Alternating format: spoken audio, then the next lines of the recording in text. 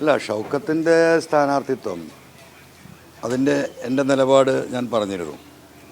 ഷൗക്കത്ത് വ്യക്തിപരമായിട്ട് എനിക്ക് അദ്ദേഹത്തോട് യാതൊരു പ്രശ്നങ്ങളുമില്ല. വി എസ് ജോയി എന്ന വ്യക്തിയെക്കുറിച്ച് ഞാൻ പറഞ്ഞിരുന്നത് എൻ്റെ സിസ്റ്റർ മകനൊന്നുമല്ല വി എസ് ജോയി.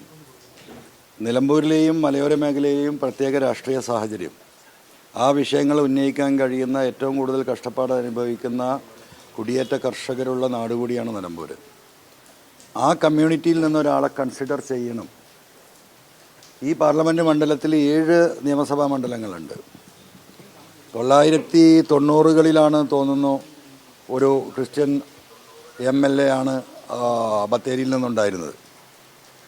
അതിനുശേഷം ഒരു ക്രിസ്ത്യൻ കമ്മ്യൂണിറ്റിക്ക് ഒരു റെപ്രസെൻറ്റേഷൻ ഈ പാർലമെൻറ്റ് മണ്ഡലത്തിലെ നിയമസഭാ മണ്ഡലത്തിൽ നിന്നുണ്ടായിട്ടില്ല.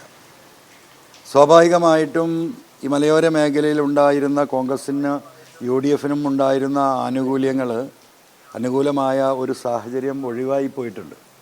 അവരെ കൺസിഡർ ചെയ്യാത്തതിൻ്റെ ഫലമായിട്ടാണ് അത് ഉണ്ടായിട്ടുള്ളത് എന്ന് വ്യക്തമായി അറിയുന്ന, പ്രത്യേകിച്ചും ഈ കർഷക കുടുംബങ്ങളുമായും കുടിയേറ്റ കമ്മ്യൂണിറ്റിയുമായും ക്രിസ്ത്യൻ കമ്മ്യൂണിറ്റിയുമായും നന്നായി ബന്ധമുള്ള ഒരു വ്യക്തി എന്ന നിലക്ക് അതിൻ്റെ വസ്തുത മനസ്സിലാക്കിയിട്ടാണ് ഞാൻ ഈ വിഷയം പറഞ്ഞിരുന്നത്.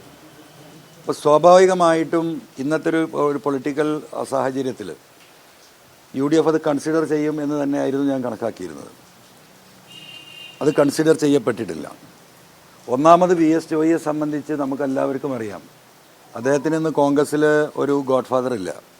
അദ്ദേഹത്തെ ആ ഒരു എത്തിച്ചത് ഞാനൊക്കെ മനസ്സിലാക്കുന്ന രാഷ്ട്രീയത്തിൽ നിന്ന് ബഹുമാനപ്പെട്ട ഉമ്മൻചാണ്ടി സാറിൻ്റെ ആശീർവാദവും സഹായവും ഈ പറയുന്ന ജോയിയുടെ വ്യക്തിപരമായ കഴിവുമാണ് അദ്ദേഹത്തെ ആ പൊസിഷനിൽ എത്തിച്ചിട്ടുള്ളത്. പക്ഷേ ഈ ഒരു ഘട്ടത്തിൽ ഇന്ന് ഉമ്മൻചാണ്ടി സാറില്ല. അദ്ദേഹത്തെ ലിഫ്റ്റ് ചെയ്യാൻ ഉത്തരവാദിത്തപ്പെട്ട ആളുകൾ ഇഗ്നോർ ചെയ്തു പോവുകയാണ്. ജോയിയെ സംബന്ധിച്ച് ജോയിയെ സപ്പോർട്ട് ചെയ്യാൻ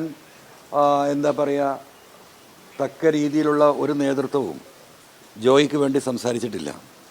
അപ്പം സ്വാഭാവികമായിട്ടും കോൺഗ്രസ്സിൽ നമുക്കറിയാം, ഗോഡ് ഫാദർ ഇല്ലാത്തവർ ഓരോ കാലഘട്ടത്തിലും സൈഡ് ലൈൻ ചെയ്ത് പോയിക്കൊണ്ടിരിക്കുകയാണ്.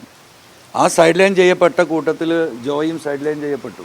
പക്ഷേ ജോയ് സൈഡ് ലൈൻ ചെയ്യപ്പെടുമ്പോൾ ജോയ് മാത്രമല്ല സൈഡ് ലൈൻ ചെയ്യപ്പെടുന്നത്, ഈ മലയോര കർഷകർ കൂടിയാണ്, ആ കമ്മ്യൂണിറ്റിയാണ്, അവിടുത്തെ സമൂഹമാണ്.